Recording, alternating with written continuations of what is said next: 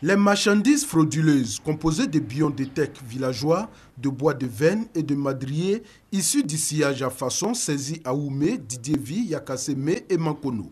Selon les premiers éléments de l'enquête, les bois de veine ont été coupés à Mankono pour être acheminés vers Abidjan.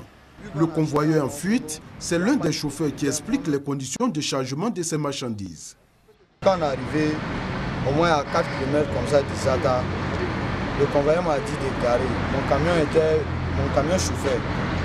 Quand le camion chauffeur est garé et puis 30 minutes après, il dit à le convoyeur, il dit on n'a pas parti. Il m'a dit d'attendre qu'il va aller régler quelque chose à Yamoussoukro-Ville. Il dit mais il y a quelque chose qui allait régler à Yamoussoukro-Ville qu'on ne peut pas aller ensemble. Il m'a dit non, que ce n'est pas à Yamoussoukro-Ville même, que c'est au corridor. Il dit à quoi au corridor? Est-ce qu'on peut partir à Yamoussoukro sans passer par le corridor? Il m'a dit non. Les malfrats, pour déjouer la vigilance des agents des eaux et forêts, se sont attachés les services de 2 gendarmes véreux. Mais grâce à la vigilance des éléments des eaux et forêts, appuyés par l'unité spéciale d'intervention, le convoi a pu être arrêté. Les infractions liées à ce trafic sont importantes. L'exploitation, la coupe, le transport et la commercialisation du bois de veine sont interdits par décret présidentiel.